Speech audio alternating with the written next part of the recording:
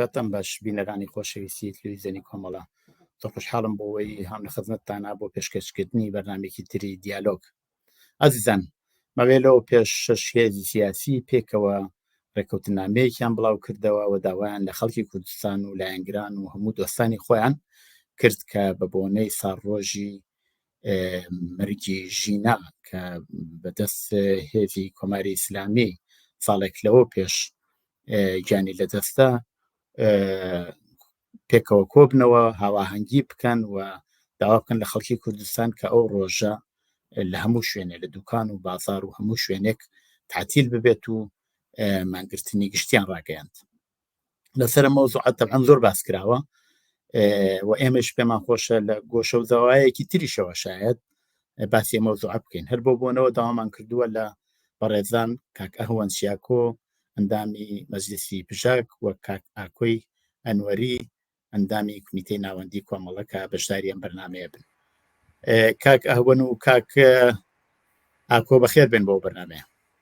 سڵاو و ڕێزم هەیە بۆ ئێوە و بۆ بینەرانی بەرنامەکەتان و هەروەها بۆ میوانی بەڕێزی بەرنامەکەتان. زۆر سپاس کاک مەحێ، سپاس بۆ بانکێشتەکەت. مەریش سڵاو ڕێزم هەیە بۆ خۆتان و بینەرانی ئازیزی تەلەڤیزیۆنی کۆمەڵە و هەروەها سڵاو لە خزمەت کاک ئەهوەنی خۆشەویستیش. هەروە لە پێشەکێکا باسم کرد ئەو ڕێکەوتنامە بۆ گرتنی مانگرتنێکی گشتی لە ڕۆژی 25 خەرمانان 16 سپتامبر لە کوردستان دراوە. طبعاً لە دەروەی وڵاتیش لە شوێنهای جۆراوجۆر بە بۆنێم ڕۆژەوە پشتیوانی لەو بڕیارنامە کراوە چالاکی تریژە دەروەی وڵاتە گیرێت. کاکاکۆ بۆ خۆشە تۆ لەو ڕێکەوتنامانە و لەو دانیشتانە بووی، بەڵام باوەڵ لە کاکەهوەنەوە دەستی پێ بکەم. کاکەهوەن بەڕای ئێوە لە یەک ساڵی ڕابردووە هێزە سیاسەکانی کوردستان ئەوەی وا ئەبوایە بیان کردایە کردویانە بۆەوە ئەو شۆڕشە زیاتر گەرم ڕابگرن و ڕوخانی کۆماری ئیسلامی ئێران نزیک بکەنەوە؟ بەڵێ، سڵاو ڕێزی دووبارەم هەیە. بەڕاستی دەستپێک دەمەوێت بڵم دەرخستنی ئەو بەیاننامە هاوبەشە لایەنی 6 لایەنی کوردیەوە هەم پێویستیەکە، هەم داخوازیەکە و هەم زەرورەتێک، یعنی یەکەتی پێویستیەکە، گوتاری هاوبەش پێویستیەکە. لە هەمان کاتیشدا داخوازی گەلەکەمان بوو کە لایەنە سیاسیەکان لەگەڵ هەموو بیر و ڕای جیاواز بتوانن کۆدەنگێکیان هەبێ و لە هەمان کاتیدا زەرورەتێکە، یعنی ئیدی زەرورەتێکە بە پێ ئەو دۆخەی کە یەک ساڵی ڕابردوو داهاتۆتە ئاراوە. و دەتوانم بڵم ئەو لێدوانە لانی کەم وەڵامێک بوو بۆ ئەم سێ بابەتە. بەڕاستی هێزە کوردیەکان ئەگەر پێشتر ئاوا هەوڵیاندا باە گوتاری هاوبەشیان نەبێ یا هەریکەم خەتابەتی هاوبەشیان هەبێ بۆ چالاکیەک، دەتوانم بڵم ئێمە باشتر دەمانتوانێت کەڵ بگرین لەو دۆخ و دەرفەتەی کە لە ساڵی یەک ساڵی ڕابردوو داهاتۆتە ئاراوە، دەستپێکردنی شۆڕشی ژنجیان ئازادی بەرێ ئەو ئامادەگیە نەبوو. ئەمە لە ڕەوتی شۆڕشی ژنجیان ئازادیدا بەڕاستی هەوڵدانێک هەبوو، ینی هەوڵدانێکی هەموو لایەنەکان هەبوو و هەر کەسیش بەنەوەی هەوڵی دەدا ئەو شتانەی کە پێشتر و دەبووە کرابیان نەکراون هەوڵ بدا هەریکەم لەگەڵ ڕەوتی ڕووداوەکان، لەگەڵ ئەوەی کە هەر کەس سەرقاڵ بوو بە ئۆرگانیزەکردنی چالاکی ئەم بۆشایە پڕ بێتەوە. دەتوانم بڵم هەرچی دەچوش قەناعەت زیاتر دەبوو کە پێویستە ئەو پش و بەڵاویە کۆ ببێتەوە. ئەگەر تەوەجوش بکەین بە یەک ساڵی ڕابردوو، ینی لە سەرەتاوە حتا دەتوانم بڵم 5-6 مانگ بەردەوامی ئەوە هەرچی دەچوو ئەم لە یەک نزیک بوونەوە زیاتر دەبوو. ئەمە بێگومان بە دلیلی ئەوەی کە ئەو شتێک کە دەبوایە زووتر کرابایە نەکرابوو و ئێمە کۆتینە ناو ڕەوشێکی کتوپڕدا، دەتوانم بڵم هەرچەند هەوڵدانیش بوو بێ تێری نەکرد، ینی بەسی نەکرد کە وەڵام دەربێ. ئەمە لە هەمان کاتیشدا ڕێگەی کردەوە، ینی دەتوانم بڵم تا ئاستێک تێگەیشتەکانی نزیکی یەک کردەوە، تا ئاستێک قەناعەتەکانی نزیکی یەک کردەوە و دەرخستنی ئەو لێدوانش نیشانەی ئەوەیە، ینی بەڵکو مەسەلەن بەر لە شۆڕشی ژنجیان ئازادیدا هەرچەند بەحسیش کراوە، ئەمە باوکو شتی ئەوە زۆر ئەوە ڕاحەت نەدرا بە یەکەشش لایەنی کوردی لەگەڵ ئەوەی کە ئێمە دەزانین هەر لایەنێکیشیان بۆ خۆی بیرروبوچونێکی جیاوازی هەیە ینی ڕوانگەهەیە جیاوازی هەیە ئەمە بەخاتر ئەو پێویستیە کە ئەرزم کردن ئەو داخوازیە و ئەو زەرورەتە هاتن ئەویان کرد هاتن لانی کەم لێدوانێکیاندا ینی شتێکیان دەست پێ کرد بێگومان ئەو لێدوانش بە نظری من لەگەڵ ئەوەی کە دەبێت بە نرخ بنرخێنرێ ئەمە دەبێت وەک خۆشی بنرخێنرێ ینی پێمان وانە بێ ئیدی ئەوەی کە پێویست بێ کراوە بێگومان گرنگە لێدوانێک دراوە کە 25 گەلاوێژدا کۆتەنگیەک هەبێ و من دڵنیام گەلەکەمان بڵێ خەرمانان بەڵێ بڕورە و من دڵنیاشم کە گەلەکەمان تێ بە پێشوازیەوە دڵنیاشم ئەو گروپ و لایەنانێش کە لەو لێدوانەدا نین لانی کەم ئاستەنگی درۆز ناکەن حتا بگرە بەڵکو پێوەز ببن بەڵکو لە نێو لێدوانەکەدا نەبن چون بەرحەڵەمە قەویە ینی لێدوانێکی قەویە ئەمە بێگومان بەز نییە دەبێ هەوڵ بدەین گاوی هەنگاوی گەورەتر بنینەوە و بەڕاستی وەستێک و تێداینە دۆخێکی تێداینە ئەمە لەسەر ئێمە فەرز دەکا و ئێمە بۆ خۆمان وەک پەژاک ینی لەگەڵ ئەوەی کە لەوە دەچێت لەگەڵ زۆر شتدا ناکۆک بین ئەمە بۆ یەکە ئەو یەکگرتنە دروست بێ بە هەموو هێزی خۆمانەوە هەوڵ دەدەین بە تۆلەرانسەوە نزیک بینەوە بەرپرسیارانە نزیک بینەوە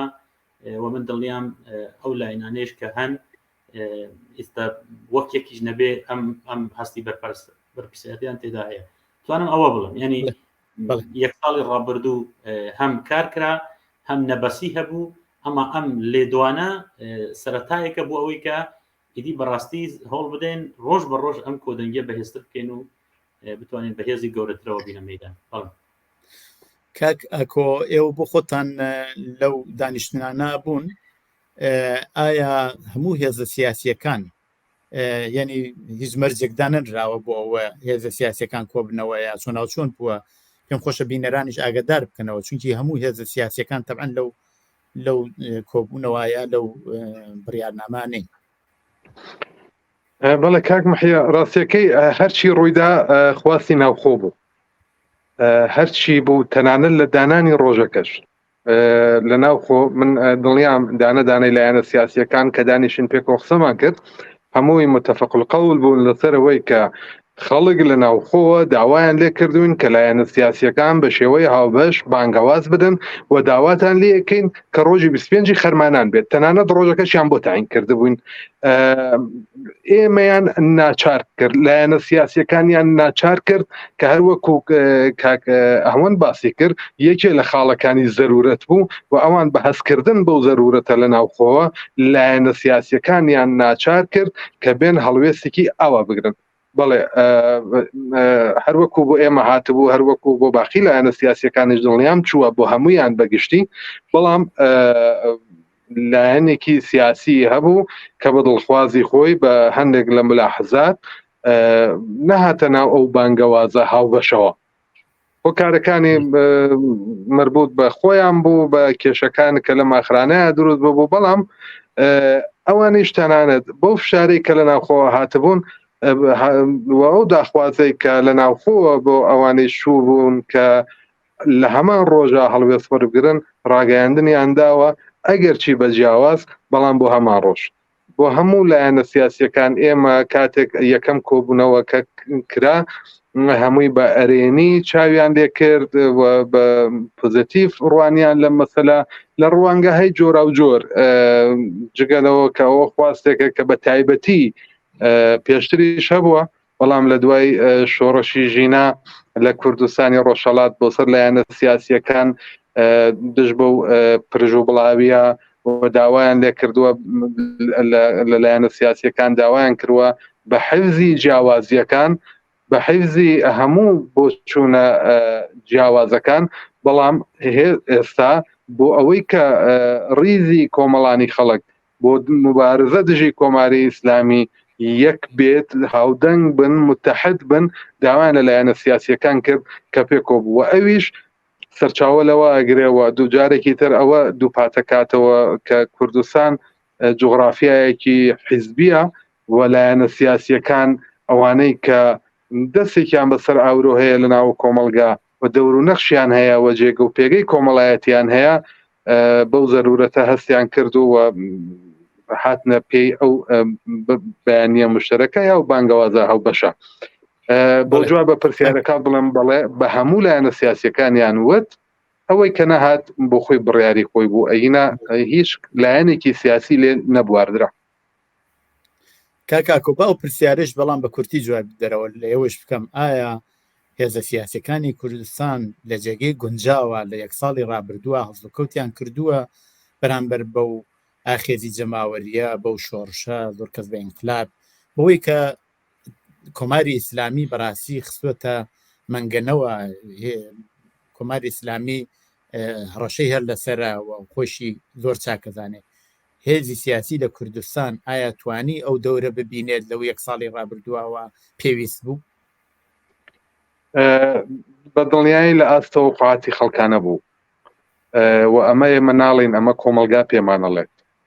و جێ خۆی بوو کە بەم بەیانیە هاوبەشە بەم بانگەوازە هاوبەشە بە خەڵک بڵێن کە خواستەکان تانگەیش دەنگ تانگەیش بەلایەنە سیاسیەکان وەیتر لەوە بە دوا لایەنە سیاسیەکان هەوڵەدەن هەڵوێستی هاوشێوە بگرن بووە. خۆت ئاگاداری کاک مەحیە هەر لە سەرەتای دەستپێکی شۆڕەشی ژینە لە خەرمانانی پارێکە بە بانگەوازی هاوبەش بۆ مانگرتن لە 2 ڕۆژە و دوای ئەوە بەڵام هەموو لایەنەکان ئاوا یەکدەنگ نەبوون. 2 لایەن بوون جاران ناوەندێکە بوو بە ناوی ناوەندی هاوکاری کەسە لە هەر حاڵ بەو هۆکارانەی کە خۆت ئەس باشترە زانیت و بینەرانیش ئاگادارن ئەو فۆنخۆنە وەکو پێشتر عەمەل ناکات ناوەند بوو لەگەڵ 1-2 لایەنی سیاسی لێ حەزبە بوو کێشەی جیاوازی بیرو بۆ چوون و کێشەی استراتیژی و بەرنامە و ئامانە زیاتر زەقە بووە بەڵام لە توولی ئەم ساڵە بە درێژە کێشانی ئەو شۆڕشە و بە نزیکبوونەوە لە ساڵ یادی گیانبەکردنی ژینا و عەزم و ئیرادەیە کە لە ناو خەڵکا هەیە بۆی کە ئەم ساڵیادە جارێکی تر بێتە هێمایەک بۆ درێژە پێدان بە خەباتی ژینا لایەنەکانی ناچار کرد کە چیتر اختلافاتەکان ئەگەر هەیە بە اختلافی بەرنامە ئەگەر هەیە بەڵام جواب بەو نیازە جواب بەو خواستەی خەڵک بدەنەوە و زیاتر لێک نزیک ببنەوە ئەگەر لە سەرەتایە لە ئاسی تەوقعاتی خەڵکانە بوو ئەگەر لە درێژایی شۆڕشی ژینادا لە ئاستوی خواست و نیازەکانی کۆمەلگا و خەباتی ژینایە نەبوو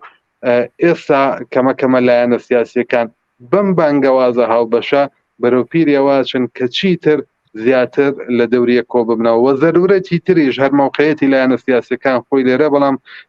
ئەو دوایی دێنە سەری ئجابەکە کە زیاتر لە دەوری یەک ببن و زیاتر پێکەوە لەم خەباتە هاوبەشە بەشدار. زۆر چاکە کاکە هوان 5 خاڵ لەو ڕێکەوتنامە هەیە بۆ مانگرتنی گشتی بەڵام سرڕایەوە هەست بەوە کرێ کە ئەم هێزە سیاسیانە پێویستیان بەوەیە کە لەسەر بنەڕەتەکانی داخوازیەکانی خەڵکی کوردستان شتێکی هاوبەش بدەن ئایا ئێوە پێتان وایە ئەوە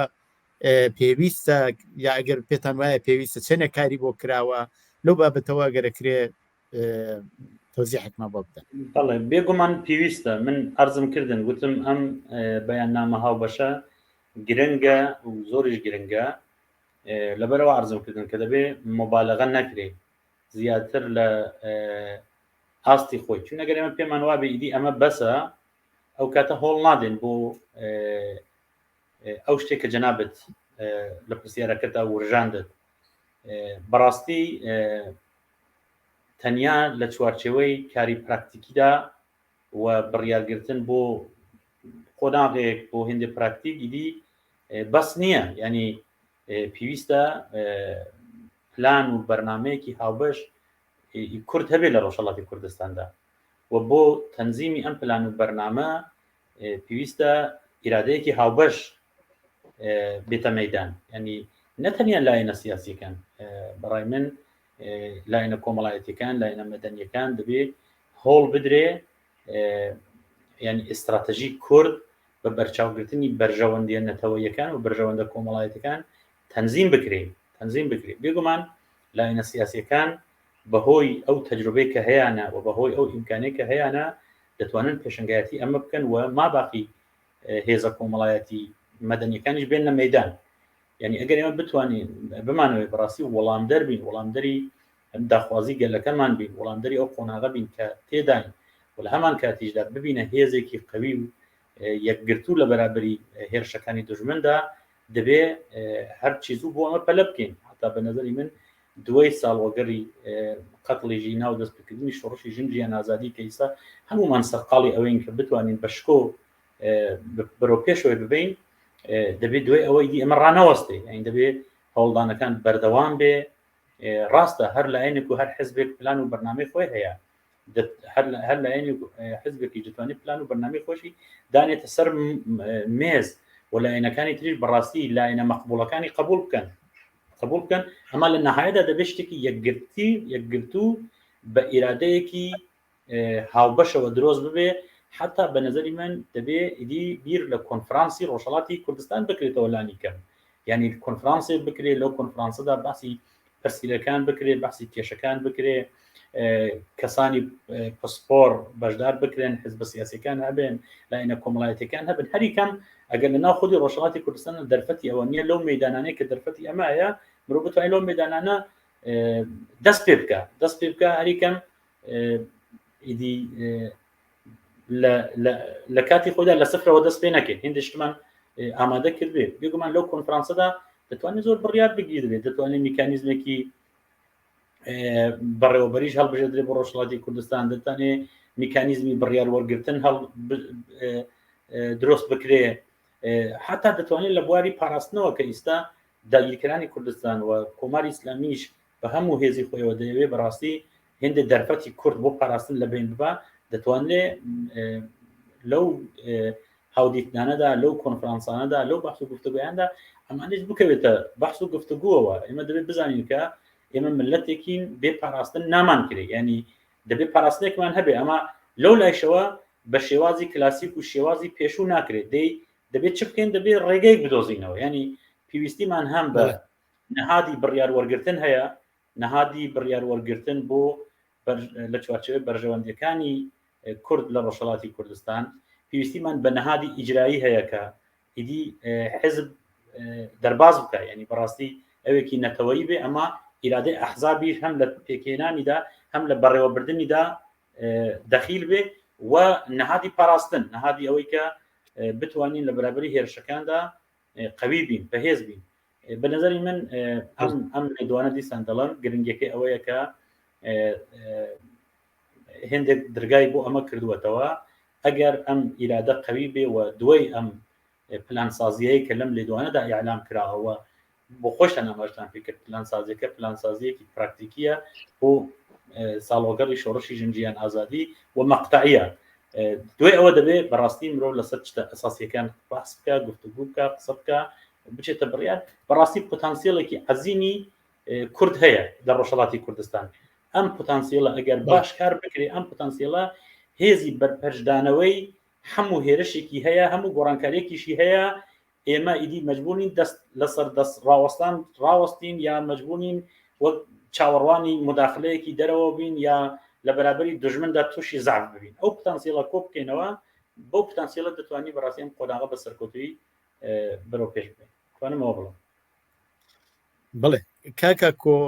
هەروە لەو قسە باسی کاک ئاهۆنیشا بوو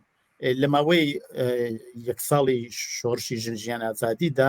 منشور و داخوازی جۆرا زۆر درایە دەرەوە، هەم لە ناوخۆی وڵات و هەم لە دەرەوە. ئەوە تا ئەندازەیەک ئەتوانم بڵێن تۆزێ ڕووناکیکی زیاتری خستۆتە بەرچاوی خەڵک منشوری جیاوازی بینیوە، بیرروبۆچوونی جیاوازی بینیوە و ئەتوانێم جارە بۆ هەڵبژاردن دەستی ئاوەڵەتر بێت. ئایا پێتان وایە هەروە ئەو پرسیارش لێوە کەم پێتان وایە دانی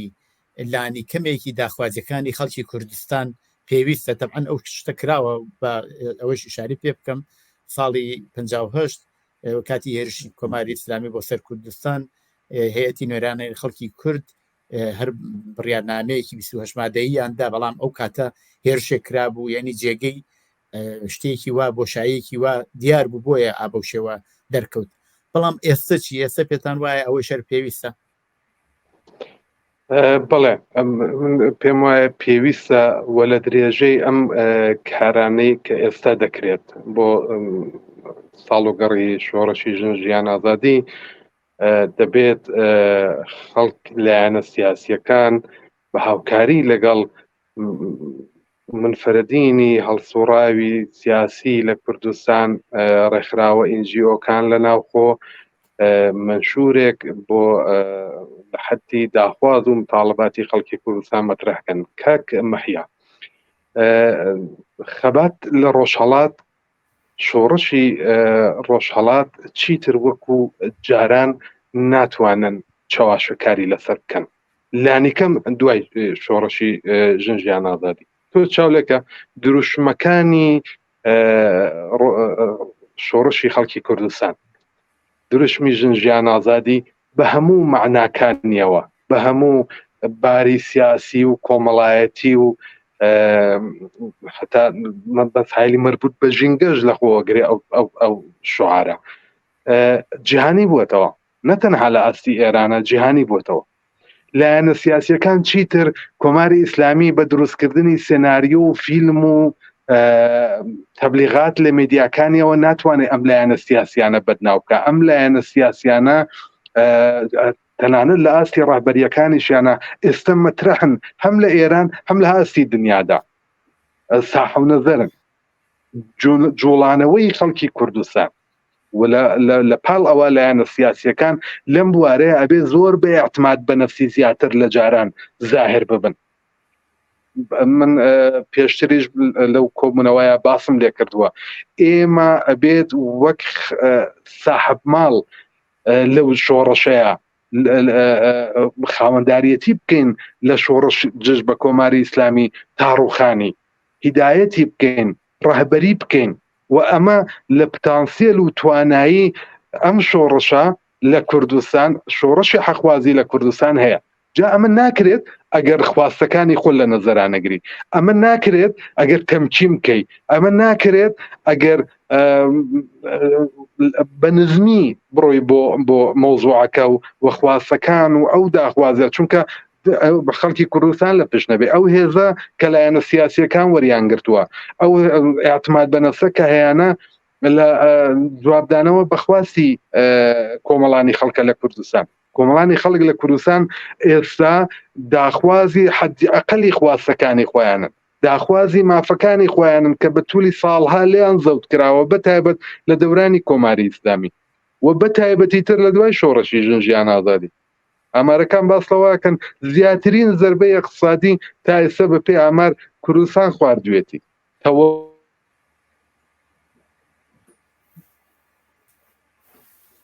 کاکۆ لەلای من دەنگت تۆزێک دەنگت پسڕا کاکۆ باسیەوە مەکرد کە پێشگەلەوەی کە ئەو فەزایە کە لە کوردستان لە باری اقتصادیەوە زەربەی زۆری خواردووە بەتایبە دوای شۆڕشی ژیان ئازادی لە درێژەی مانگرتنەکانە و دوایەوە ئەو فەزایە لە جەوە پۆلیسی سەرکوبە کە کۆماری ئیسلامی حاکمی کردووە لە کوردستان ئەو بگیر و ببەندە ئەو کوشتارە خەڵکی کوردستان تەوەقعی زیاترە کە بە ئیرادەیەکی قەویتر و بە عەزمێکی جەزمتر لە جاران پەیگیری خواست و متاڵباتی خۆی بێ و ئەوە ئەرکی لایەنە سیاسیەکانە. ئەوە لایەنە سیاسیەکان ئەبێت ئێستا زیاتر لە جاران لەسەر ویست و خواستەکانی خەڵکی کوردستان پێداگیری بکەن لە هەموو بوارەکانە، لە مەسەلەی ژنانەوە بگرە هەتا مەسایلی مربوط بە بێعەداڵەتی و مەسەلەی چینایەتی هەتا مەسەلەی ژینگە و تەنانەت کۆڵکە زێڕینەکانیش. تەواوی ئەوانە ئەبێت لایەنە سیاسیەکان ڕەچاوی بگرن و بەخواستێک متاڵباتێکی وازح و ڕۆشن کە هەموو ویست و خواستەکانی خەڵکی کوردستان لەبەر بگرێت. بۆچی؟ بۆی کە وەکو ساحەبی شۆڕشەکە دژ بە کۆماری ئیسلامی زایر ببن. بڵێ کاکە هەوەن هەموو ئەوانەی وا خەریکی سپۆرن لە باری کۆمەڵایەتی هەموو ئاماژە بەواکەن کە کوردستان بە خۆی بە تەنیا ناتوانێت کۆماری ئیسلامی بڕوخێنێت بە کوردستان پێویستی بەوەیە کە هێزی سیاسی لە ئاستی سەراسەری بۆ بەلەو لای داخوازەکانی خۆشی ئەگەر ئێوێ و داخوازانی بێتەجێ ڕابکێشێت و پێویستە هەر لەو بەیانیامە یا ئەو ڕێکوتن نامەی هاوبەشی شش حزبەکەیش هاتووە بە هەموو لایەنەکانی تر داوای لێکردوون کە پشتیوانی لێ بکەن. ئایا لەو بابەتەوە پێتان وایە چەندێ ئەمە زەرورەوە چی کراوە؟ بڵێ لە ڕاستیدا ئەوە واقعیەتێکە، ینی کورد لەگەڵ ئەوەی کە پتانسیڵێکی گەورەی تێکۆشانی تێدایە لە ڕۆژهەڵاتی کوردستان، لەگەڵ ئەوەی کە ڕۆڵی پێشنگایەتی هەیە و ڕۆڵی ئەم پێشنگایەتیش کەس ئینکاری ناکە، ئەمە دیسان بۆ بەرامبەربوونەوەی دەوڵەتی داگیرکەری ئێران کۆماری ئیسلامی دەبێت لەگەڵ ماباقی گەلانی بەندەستی ئێران لەگەڵ ئەو کۆمەلگایی کە ئەویش وەک کۆمەلگای ڕۆژهەڵاتی کوردستان لەژێر زەڵم و ستەمدایە دەبێت پێکەوە تێکۆشێنێکی هاوبەشیان نەبێت. ئەمە ئەگەر ڕۆژهەڵاتی کوردستان بۆ خۆی یەکگرتوو نەبێت، ئەگەر بۆ خۆی میکانیزمەکانی نەپارێزێ ناتوانێت لەگەڵ لەو مەیدانێشدا باش تەف بگەڕێ، باش حرەکەت بکە. ینی ئەوەی کە تاکید دەکرێت کە پێویستە لایەنە سیاسیەکان یەک بگرێن، کۆمەلگای ڕۆژهەڵاتی کوردستان یەکدەست و یەکگرتوو لە تێکۆشاندا بێ، بەشێکیشی لە ڕاستی بۆ پڕکردنەوەی ئەو مەیدانەیە، ئەوەی کە یەکگرتوو یەکدەست لەگەڵ گەلانی تری نێو ئێران، لەگەڵ ماباقی هێزە شۆڕژگیر و گۆڕانخوازەکانی ناو ئێران، ماباقی هێزە تێکۆشەکان لە بەرابەری کۆماری ئیسلامی یەک ئەوە پێویستیەکە. ینی ئەم دوودانە مەیدانە دەبێت یەکتر تەقویەت بکەن، ینی نابێت هیچ داوای لێبردن کاکەوە هێزی سیاسی دیری لەوە کردوێتەوە، ئەوە نییە ئەبێنین من دەشوێنە دەنگم دێتەوە بۆ لای خۆم نازانم بۆ مشکلەکە لای چییە. لە هەر حاڵە هێزی سیاسی بووە ئەو بۆشایی بینیوە و بۆ خۆی ڕاستەوخۆ چووە پەیوەندی گرتۆ بە هێزی سەراسەریەوە. ئێوە پێتان وایە ئەبێ بە تێک ڕابکرێت ئەوە پێویستی بە ناوەندێکە، ینی پێش لەوە ئەبێ ناوەندێک دروست ببێ بۆ هەموو هێزەکان مرکزێکیان ببێ، شوێنێکیان ببێ بۆ لەگەڵ لایەنی سەراسەریش پەیوەندی بگرن، یا هەر بۆ شێوە کراوەیتر ئەوە چێ لەگەڵ مەشروتەخاویتر لەگەڵ مجاهدین ئەویتر لە لای سەپێتر هەرێکی لە ئاسی خۆیەوە چێ کامیان باشە و ئەبێ چی بکرێ بۆ ئەوە یەکدەست زایر بن. لە ڕاستیدا لە دنیای ئەوڕۆدا هەر حزبێک دەتوانێت لە نێو کۆمەڵگاکانی تردا لە جۆغرافیای دەرەوەی خۆیدا پەیوەندی هەبێت، دەتوانێت دۆستی هەبێ. هێزە کوردیەکانیش هەر یەکێکیان دەتوانێت هەم لە ناو ئێراندا هەم لە ئاستی دنیادا پەیوەندیهای خۆیانیان هەبێ. ئەمە مەسائلی ئیستراتژیکی نەتەوەیی ئیدی تەنیا بە حزبێکەوە جێبەجێ نابێت. مەسائلی ئیستراتژیکی نەتەوەیی و پێویستی بە پێکەوە بڕیارگرتن هەیە، پێویستی بەەوە هەیە کە بەڕاستی بە ئیرادەیەکی یەکگرتووە بچێتە مەیدان. یعنی ئەگەر هەر لایەنێ بە پێ سەلاحدیدی خۆی بچێ ئادرسەکەشی غەڵەت بێ، بەجێگەی ئەوەی کە بچێ لەگەڵ گەلانی بەندەستی ئێران پەیوەندی دروست بکە، لەگەڵ هێزە چەپ و دموکراتیک و ئازادی خوازەکان پەیوەندی دروست بکە، بچێ بەر دەرگەی قاتڵانی پێشووی کورد، بچێ بەر دەرگەی هێزە ڕاست و فاشیستەکان کە ئەساساً ئەگەر بێنە سەردەسەڵات فەرقێکیان لەگەڵ کۆماری ئیسلامی نییە، نەتیجەکەمان بینیوە، ینی نەتیجەکەی لە بەرچاوە. ئەساساً دووشت زۆر گرنگن، یەک بۆ مەسائلی ئیستراتژیک و مەسائلی کەلانی نەتەوەیی لە ڕۆژهەڵاتی کوردستان پێویستە بە ئیرادەیەکی یەکگرتوو ناوەندێک هەبێ. بێگومان ئێستا من عەرزم کردن مەسەڵەن لە کۆنفرانسێکدا میکانیزمی بڕیارگرتن و میکانیزمی ئیجرایی و میکانیزمی پاراستنی، میکانیزمی دیپلۆماسی یەکگرتوویش دەبێ هەبێ. بەم شێوازە یەک بگرێت، دوو تەسبیت بکە لەگەڵ کێدا تاکتیک بکە، لەگەڵ کێدا ئیستراتژی بکە. ینی تو دەبێت ئەو ناوەندە بزانێت دۆستە ئیستراتیژیەکانی کێن، ئەو مەیدانە دەست پێک بچێت، بێگومان دەتوانێت تاکتیکیش بکە، نەتەنیا لە ئاستی ئێراندا ئێمە وەک کورد پێویستیمان هەیە لە ئاستی دنیاشدا بە ئیرادەیەکی یەکگرتوو دیپلۆماسی بکەین، حتا لەگەڵ بەشەکانی تری کوردستاندا، بۆیە کە بەحسەکە باش ڕوون بکەمەوە. ئێمە دەتوانین بڵین چوار مەیدانی تێکۆشانی ئێمە هەیە. مەیدان یەکەمی ئێمە تێکۆشانی نەتەوەی کۆمەڵایەتی لە ڕۆژهەڵاتی کوردستانە وەک کورد، نەوەک حەزب دەبێت ئەو مەدانە بەقوت بکەین بەهێز بکەین یەکگرتو بکەین مەدانێکی تر مەدانی هاوبەشمان لەگەڵ گەلانی تری ئێران لە بەرابەری جمهوری ئیسلامی مەدانێکی ترمان مەدانی کوردستانیە ئێمە لەگەڵ ئێمە وڵاتێکی ملەتێکی دەتوانین لەسەر فۆرمەکەی قسە بکەین ئەمە واقعیەتێکە کەس ناتوانێت ئینکاری بکە و هەر کەس ئینکاری بکە و بەڕاستی دەکەوێتە هەڵەوە یعنی کورد ئیدی وەکبەرێ نییە ڕاستە پارچەیان کردووە ڕاستە نەیان هێشتووە ئەمە ئیرادەی کورد ئەمە دەدۆزێتەوە یعنی سنوورەکان دەرباز دەکات و مەدانی ئینتەرناسیۆنالیستیش مەدانێکی جیهانیش هەیە یعنی بە سەدان هێزی شۆڕژگر هەن کە دژی جمهوری ئیسلامی دۆستی گەلی کوردن دەتوانین لەگەڵ ئەوان یعنی ئەم چوار مەدانە دەبێت پڕ بکەینەوە ئەمە بەر لە هەرشی دەبێت مەدانی یەکەم قوی بکەین حتا مەدانی یەکەم کە مەدانی خودی ڕۆژهەڵاتی کوردستانە پتەو نەبێ ئێمە لە مەدانەکانی تردا کارا عمل ناکەین پرش و بڵاوە حتا دەبینە سەبەبی سوء استفاده حتا هەندێک لایەنیش بەڵکو سات و سەودای خۆیان بکەن کە بەداخەوە ئێمە بینیمانی دیوانە خۆمان ئەوەی کە ئیسە ناگەرانی ئەمە زیاتر دەکە ئەوەیە کە ئیدی نەهێڵین ئەو شتە بەقۆمێ و سعی بکەین ئەو بکەین ئەمە مشخصەن بۆ مەدانی تێکۆشانی هاوبەش لەگەڵ گەلانی تری ئێراندا دەبێت پێداگیر بین مەدانی کورد لە ڕۆژهەڵاتی کوردستان و مەدانی هاوبەشی گەلان یەکتر تەقویەت بکەن یعنی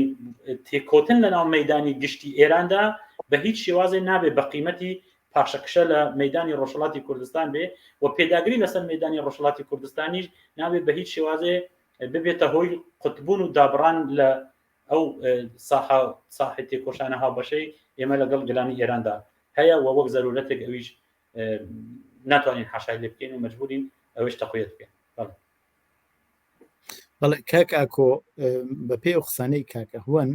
پێویستی ناوەند پێویستە پێشتر ناوەند بووە ئایا ئێوە پێتان وایە پێکێنانی ناوەند لە زەرورەتێکەوە دێت یا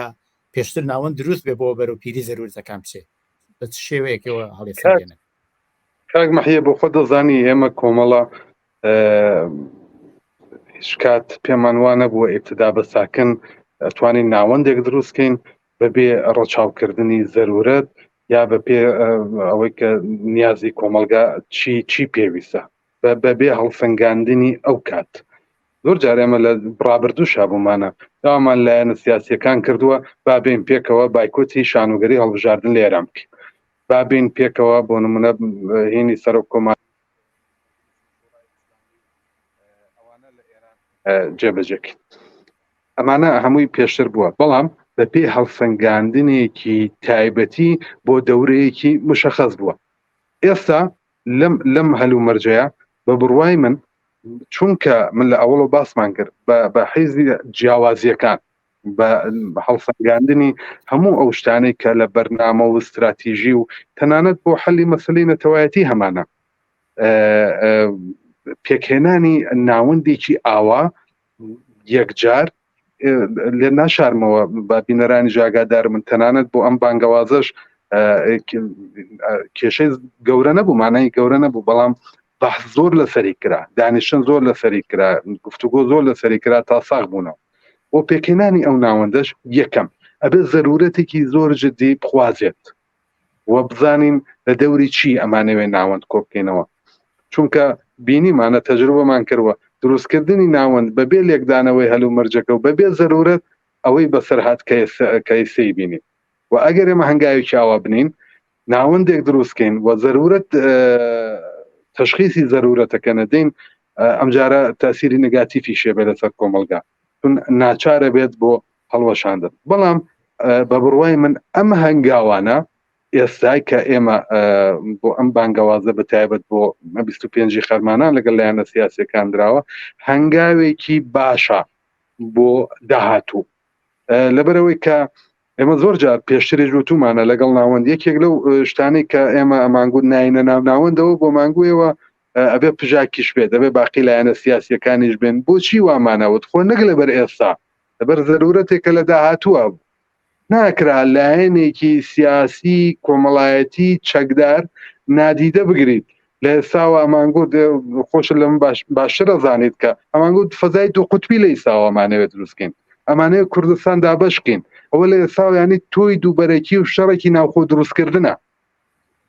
لایەنێکی سیاسی نادی دەگرتن لەو شرایەتەیە بۆ داهاتووی کۆمەڵگاش خراپە و بیرمان لە داهاتووش کرد بوو. من پێم وایە لانیکەم کۆمەڵە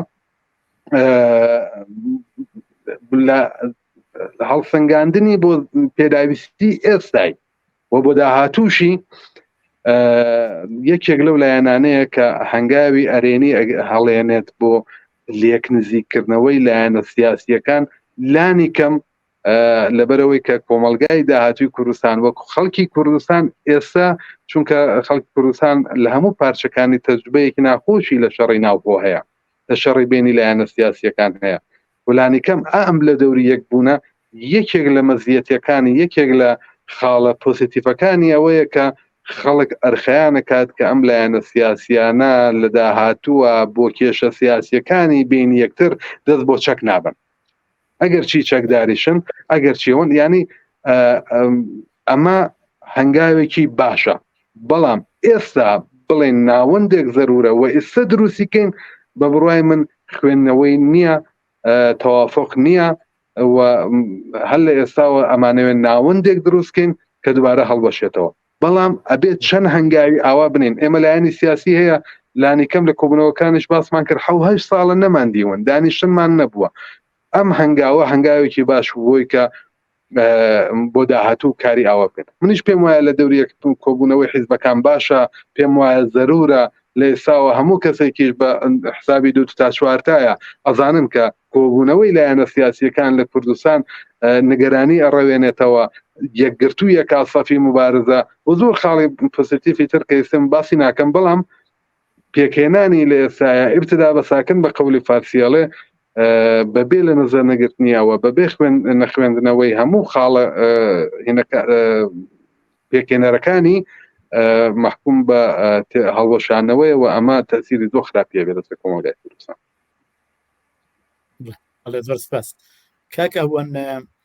بۆ خۆشتان لە قسەکانتان ئاماژەتان پێ کرد کە کۆماری ئیسلامی هەڕەشە لە هێزە سیاسیەکانی بەتایبەت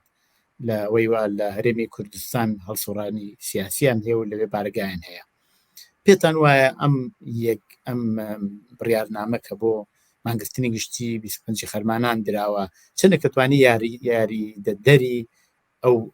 ئەوە بێ کە کۆماری ئیسلامی ئەم هەڕەشانەی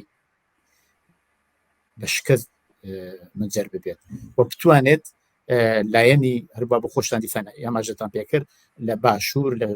شوێنەکانی تری کوردستان بۆ پشتیوانی لە شۆڕشی ژەنجیان ئازادی لە ڕۆژهەڵاتی کوردستان و لە ئاسی ئێران ڕابکێشێت. چەندێ پێتان وایە ئەمەتوانێت یارمەتی بدات؟ بەڵێ بەڕاستی کۆماری ئیسلامی هەر داگیرکەرێکی تر بەر لە هەر شتێ لە پرشوبڵاوی کۆمەلگای ئێمە سوءاستیفادە دەکات، یعنی جەسارەت لە پرشوبڵاوی کۆمەلگای ئێمەوە دەگرێت. بێگومان ئەو بۆ معنایە کە ئەگەر هەوڵدانێک هەبێ بۆ یەکخستنەوەی هێز بۆ ئەندازەیش بەرپەرچە لە بەرابەری هەڕەشەکانی کۆماری ئیسلامی. یعنی من پێم وایە ئەم شێوازەکارانە بەڵکو لە لایەکەوە جمهوری ئیسلامیش تەحریک بکات، ئەمە لە لایەکیشەوە جمهوری ئیسلامی دەزانێت کە ڕوبەڕووی ئیرادەیەکی یەکگرتوو دەبێتەوە و دەتوانێت تەسیرێکی زۆر گەورەی هەبێ لە بەرپەرچدانەوەی ئەو هەڕەشانەی کە کۆماری ئیسلامی دەیکات و دەتوانێت لە هەمان کاتیشدا هێزی پشتیوان بۆ ڕۆژهەڵاتی کوردستان دروست بکات، هەم لە بەشەکانی تری کوردستان، هەم لە ناو گەلانی تری ئێراندا و هەم لە ئاستی دنیادا. لۆ چوارچەوەدا من ئەمە بە گرنگ دەبینم، بە گرنگی دەزانم. من پێم وایە بەردەوامکردنی کاری هاوبەش، بەردەوامکردنی ئەو شێوازە لێدوانانە و نانەوەی گاوهایەکی جددیتر و قەویتر زۆرێک لە هەڕەشەکانی کۆماری ئیسلامی کوچەڵ دەکاتەوە. کۆماری ئیسلامی ئەساساً بەر لە هەر شتێ دەیەوێ یەک شەڕێکی ڕەوانی لە بەرابەری مەدا لە دار بخا، پێ خۆی زیاتر لەوەی کە هەیە مۆبالەغە بکە و لە هەمان کاتیشدا ڕەوابەتی دیپلۆماتیکی خۆی بخاتە گەڕ و لە هەمان کاتیشدا مانۆری نظامی بدا. بەم شێوازانە ینی دەیەوێت نەتیجە بگرێت. پادزەهری هەموو ئەمانەیەش یەکگرتنی گەلی کوردە، ینی گەلی کورد بە یەکگرتن دەتوانێت هەم شەڕی ڕەوانی پوچەڵ بکاتەوە، هەم هەوڵە دیپلۆماتیکەکانی کۆماری ئیسلامی بەڕاستی تا ئاستێک تەنگا و ئاستەن بکات بە پێشخستنی هێزێکی کۆمەڵایەتی یەکگرتو هەم لە هەمان کاتیشدا ئەو مانۆڕە نظامیانە کە دەیدا بزانێت کە ئاوا ڕاحەتبووی ناچێتە پێش، ینی هەم تدبیر هەیە هەم یەکگرتن هەیە، هەم لە هەمان کاتیشدا کوردیش دەتوانێت ئەو تەنگاو بکە، دەتوانێت ئاستان بکە. خۆزگایە ئەم هەنگاوانە زووتر نرابایە دڵنیام ئەم مەسەلەن ئەگەر 2013 ئەو هەوڵانەی بوو یەکێتی نەتەوەی هەبوو هەم لە ڕۆژهەڵاتی کوردستان هەم لە ئاستی کوردستاندا وەک خۆی چوو بایە پێش نەتیجەی دابایە ڕۆژی ئەمێ کوردستە زۆر جیاواز بوو، ئەمە ئیستێش درەنگ نەبووە، ئێمە گەلێکی زیندوین لەگەڵ ئەو هەموو هێرشانەی کە لەسەرمان دەکرێت، لەگەڵ ئەو هەموو پسکری و مشکلاتانەی کە ڕوبەڕوومان دەکرێتەوە گەلێکی زیندوین، گەلێکین کە تەجروبەمان هەیە، ئەزمونمان هەیە، دنیا دەناسین. بە نەزەری من بەم هەوڵانە دەتوانین هەموو توکمەتر بکەین و بەرپەرشی ئەو ڕەشانە بدەینەوە، هەم هی جمهوری ئیسلامی هەم هی ماباقی داگیرکەرانی کوردستان. بەڵێ زۆر سپاس کاکا کۆ هەروەک بۆ خۆشتان ئاگدارن کۆماری ئیسلامی ئەوێت ڕۆژی 25 خەرمانان بۆ شێوەی هەموو خەڵکی کوردستان و ئێران بڕیاریان داوە بێنە سەر شەقام و ناڕزایەتی دەرببڕن و ئەو ڕۆژە ڕۆژی یان بەختکردنی ژینا ڕز لێ بگرن بە شێوەهای زۆر وەکو دانانی کامێرا بە سنی ئارامستانەکان نادان زۆر شتێتر بە سنی ناوەندەکان گرتن و ئەشکەنجە و هەڵسوڕاوانی سیاسی و نازانم مەدەنی هەمووانە پێتان وایە ئەبێ چی بکرێت کە ئێمە ئەم پرۆسە بە بێ زیانترین شێوە ببێنە پێشەوە؟ کۆماری ئیسلامی تەجروبەی 25 خرمانانی پارەکە دوای کوژرانی ژینای جوانە مەرگی هەیە، وازانێت کە خەڵک ڕۆژانە سەر شەقام بۆی کنترۆڵ ناکرا بەو شێوە لە ئاسی ئێران فەورەنگەش گیر بووە و تەجروبەی هەیە و لە ئیساوە خۆی بۆ ئامادەکە. حتمما لە هەواڵەکان ئابیسن دانانی کامێرا بەسنی قەبرستانەکان فشارهێنان بۆ کاسبکاران لە ئەگەری داخستنی دوکان و بازاڕیان و وەرگرتنەوەی ئیجازەی کار لێیان، فشارهێنان بۆی کە کامێرا دابنێن و کامێرەکانیان وەسڵکەن بە لە ڕێگای ئینترنێتەوە بە ئیدارەی ئیتلاعات، فشارهێنان بۆ سەر بنەماڵەی گیانبەخکردوانی شۆڕشی ژینا. تەواوی ئەوانە هەنگاوگەلێکن کە کۆماری ئیسلامی ناوێتی لە نگەرانی بۆ ئەوەی کە ڕۆژی 25 خەرمانان خەڵکمان نەگرێت دەستێکی ئاعترازان نەکات، چونکە ئەو بۆی مەسەلەیەکی حیاتیە. ئێستا لە نظر ئەو پێی وایە شۆڕشی ژینا توانێتی سەرکوبی کات، سەرکوتی کات و لەبینی بردووە. بەڵام ئێمە باشە دانین و ڕۆژانە بەلابرن بە حجابە ئیجباریەکان کچەکان نەگرە فقط لە کوردستان، لە تاران و باقی شارەکانی تر لەو اعتراضاتی کە ڕۆژانە بنەماڵەی گیانبەخکردوەکان کەسوکارەکانیان دات ئاگادارن کە فشاریان هێناوە بۆ بنەماڵەی ژینا کە نابێت ساڵگردی بۆ بگرن، ئەوان تەسلیم نەبوون و فراخانیان داوە کە ئەوواگرن. بۆی کۆماری ئیسلامی زۆر نگەرانە ئەگەر سەرکەوێت لەم سەرک و سەرکوتەیە ئەتوانێت لۆغانی ئەوە بگرێت کە توانوێتی ئەم شۆڕشە سەرکوب کات لانی کەم بۆ ماوەیەک. بەڵام ئەگەر کۆماری ئیسلامی تەجروبەی هەیە، ئەگەر دەرسی لە پارێکە وەرگرتووە، خەڵکیش تەجروبەی وەرگرتووە، خەڵک ئەوانەی لیدەرەکان لەسەر شەقام، ئەوانەی کە هدایەتی خەڵکەکەن، یەکەم زۆر گرنگە کە ئەو حرەکەتە هەتا ئیمکانی بێت جەماوەری بێت، هەتا ئیمکانی بێت توودەگیر بێت. وەختی ئەڵێنمان بگرن هەموو کۆمەڵانی خەڵک لە کوردستان تێگڕامان بگرێ، خەڵکی کۆمەری ئیسلامی ناتوانێت ئەو جەمعیەتە عەزیمە ملیۆنێ ڕەوانەی زیندانەکان کادیا قەتوعامیان، کادیا پەروەندە سازیان بۆ بکاریا، دوکان و بازاڕیان پێداخایە، نان و ڕزق و ڕۆزیان بۆ بڕێ. دووهەم لاوانیش خەڵکی کوردستان تەجروبەیان وەرگرتووە لە ئیمکاناتی داپۆشین و ئێستار کەڵک وەرەگرن. هەل ئێساوە ئەمە هەواڵەکانمان ڕۆژانە بۆ دێت لەوانەیە خۆش داگادار بیت لەو شوێنانەی کە کامێرا دانرێت ئەچن کامێرەکان ئسپری ڕەنگی پیاکەن، ئاموزشی دەن کە چۆن دەموچاویان داپۆشن، چۆن ماسک دروستکەن بە لیباسەکانی خۆیان و دەستکێش لە دەستکەن. هەرچی فەزا بۆ کۆماری ئیسلامی تەنگترە بێتەوە، گەنجان و لاوانی شۆڕژێڕی کوردستان ڕێگە فەراری بۆ دۆزنەوەن. ئەو تەجروبەی کە هەیان بوو لە شۆڕشی پێشوە، ئەوەی کە ئەگەر لانیکەم بە نزیک 40,000 نەفەر دەستگیر کرا و ئەو هەموو خەڵکە قەتوعامکران لە کوردستان، چیتر کەم هەزینەتر بە تەجروبەیەک لەوەی پێشوو کەم هەزینەتر درێژە بە شۆڕشی ژنجیان ئازادی بنن. من پێم وایە ئەم جارەش خەڵکی کوردستان ڕووسور دێتە دەرەوانێ. فقط تەجروبەی شۆڕشی پارەکەی نییە، شۆڕش لە کوردستان بە ئەزمونە مێژوویەکی ئەژگار زۆری لە پشتەوەیە بۆ هەموو بوارەکانی سەرکوت و سەرکوب و داگیرکاری داگیرکەران خۆی ئامادە کردووە وە ڕێگاو شوێنی گونجاوی دۆزیوەتەوانێ بۆ بربەرەکانی و بەرخودان لە دژی داگیرکەران. ئەم جارەش 25 خەرمانان ئەوەکە کۆماری ئیسلامی ئاگاداریشی کاک محیا هەر لە درێژەی ئەمە ئەوەی کە کاگەهۆم باسی کرد نیگەرانی لە میێگرتمی لایەنە سیاسیەکان هەڕەشەی بۆ سەر لایەنە سیاسیەکانەکە بۆ ئێرەش بۆ سەر ئەحزابی ڕۆژهەڵات لە کوردستان تەنیا بەناوخۆ ئەوە نەبووە چونکە ئەزانێت تەضعیفی ڕۆحی لایەنە سیاسیەکان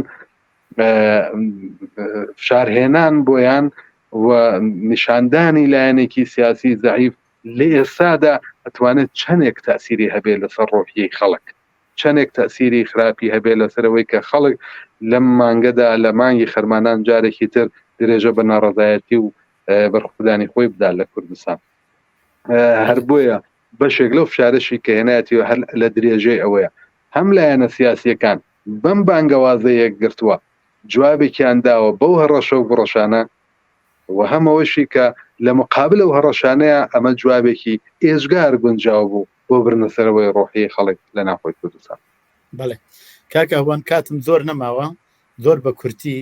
ئەو جۆرەی ئەو ئاگادار بن لە دەرەوەی وڵات بۆ ئەوەی ئەو هاواهەنگیە لە بینی هێزە سیاسەکانە بێت بۆ ڕۆژی 16 سپتامبر یا 25 خەرمانان چی کراوە ئێوە چەند ئاگدارن وەگەر شتێک نەکراوە ئەبێت چی بکرێت بۆ بکرێەوە هاواهەنگیە پێک بێت. بڵێ بڕاستی هەر بەر لە دەرچوونی ئەم لێدوانە هاوبەشەیەش تا ئەستی هەماهنگی هەبوو لە بینی هەم هێزەکانی ڕۆژهەڵاتی کوردستان هەم هێزەکانی گەلانی تری ئێراندا. ئەمە ئەم بەیاننامە دی هێندشتی تری هێنا پێش کە پێویستە دقیقتر و هەماهنگتر حرەکەت بکرێ. ئێمە زۆرتر لەگەڵ لاینەکانی تریش کە قسەمان کردو بۆ خۆشمان هەوڵدانمان ئەوەیە کە بڕاستی ئەو چالاکیانە یەکگرتوون ئەگەر پلانسازیەکیش بەرێ کراوە لایەنێک پلانسازیەکی کردووە بەشداری پلانسازی لاینەکانی تریش ببێت. مەسەلەن لەوەدا بەحس کراوە بۆ وێنە مەسەلەن پلانسازی هاوبەش هەبوو ئەمە جار نەجار هێزێکیش بۆ خۆی پلانسازیەکی هەیە ئەمە دوێ ئەم لێدوانە قسەمان کرد بۆیە کە جوابدەری ئەم لێدوانە بین ئەو پلانسازیانش کە بەرێ کراون ئەمە هەنگیان پێن لەگەڵ ئەم لێدوانە لەگەڵ ناوەڕۆکی ئەم لێدوانە لۆ چوارچەوەدا تا ئاستێک دیالۆگ هەیە ئەمە پێویستە بێ بمان ئەوتر بێ زیاتر بێ ینی 16 مانگ چالاکی هەیە لە هەموو شوێنەکان لە وڵاتە بڵێن ئەوروپایەکان بەتایبەت دوێەوە کوڕ و کۆنفرانسەیە مەسەلەن ڕۆژی 7 مانگ پەنێلێک هەیە لە یوتیوبوریدا کە پەژاک و کۆمەڵا ڕێکخراوی کوردستانی حزبی کۆمۆنیست بەشدار و دوو لایەنی کوردی حزبی مردمی بەلوچستانە حزبی ئەلمزارە حزبێکی عەرەبە کۆتایی مانگی سپتامبر یعنی 30 سپتامبر و 1 ئۆکتۆبر کۆنفرانسێک دەکرێت لە پارلەمانی لە ببوورە لە کۆڵندا کە کۆنفرانسێکی دەتوانم بڵم ئامادەکاریەکان باش وونەتە پێش چەند پانێلن تریبونێکی ئازاد هەیە بۆ ئەحزابی کوردی هەموو داوەت دەکرێن لە هەمان کاتیشدا ئەحزابی سەرتاسەری شوێنەکانی تری ئێرانی گەلانی ئێرانیش داوەت دەکرێن یعنی ئامادەکاریەکەیە ئەمە دەبێ هەوڵ بدەین لە پراکتیزەکردنی ئەو پلانسازیەدا هەماهەنگتر دقیقتر و یەکگرتووتر حرەکەت بکەین و دڵنیام دەتوانێت هێز بدا بە تێکۆشانی ناخۆی ڕۆژهەڵاتی کوردستان و لە هەمان کاتیشدا من دڵنیام جمهوری ئیسلامی لەگەڵ ئەو هەموو ڕەشانەیە کە دەیکا لە زەعیفترین و لاوازترین موقعیتی خۆیدایە گەلەکەمان دەبێت جەسوور یەکگرتوو بێتە مەیدان و بەڕاستی جارێکی تر کۆماری ئیسلامی نەیەکی گەورە بڵێ و بڵێ تۆ بە هیچ شێوازی ناتوانانی پاشخشە بە ئیرادەی ئێمە بکەیت بەتایبەت مانگرتنی 25 خەرمانان زۆر گرنگە ئەوانەی کە بەڕاستی چالاکی مدنین ئەوانەی کە سەمپاتی و ئەندامیەتیان هەیە لە حزبەکاندا و بە شێوازی شاراوە کار دەکەن دەبێت بە نوعێک هەماهەنگێکی ڕۆحی هەماهەنگێکی پراکتیکی هەبێ چون ئەگەر ئەوە سەر بکەوێت سەرکەوتنی هەمومانە ئەگەر لاوازی دەرباز بێ لاوازی هەمومانە شتێک و لە کۆتاییدا دەمەوێت تاکیدی لەسەر بکەم ئەو گەڕ و گفەی کە کۆماری ئیسلامی دەیکا شتێکی وان نییە جمهوری ئیسلامی لە زەعف و لاوازیدایە ئەگەر ئێمە یەکگرتوو بین ئەو ڕووماڵی دەکەین ینی ئەو چەهرە واقعیەیەکە هەیەتی ڕووماڵی دەکەین پێویستە هەمومان یەکگرتوو بین لە دەروێ وڵاتی ژێمە هەوڵ دەدەین هێزێک بخێنە مەیدان. بەڵێ زۆر سپاس بۆ بەشداریتان کاک ئەهوەن چیاکۆ ئەندامی مەجلسی بژاک کاک ئاکۆی ئەنوەری ئەندامی کمیتەی ناوەندی کۆمەڵە بۆ بەشداریتان لە بەرنامەیەدا. سپاس بۆ ئێوە زۆر سپاسانەکەم. زۆر سپاس کات خۆش. زۆر سپاس بۆ ئێوەش بینەرانی خۆشەویستی تەلەڤیزیۆنی کۆمەڵە بەو جۆرە هاتمە کۆتایی بەرنامەی ئەمجارەی دیالۆگ هەتا دیالۆگێکی تر ڕۆژ و شەوێکی خۆشتان بۆ باوە دەخوازم.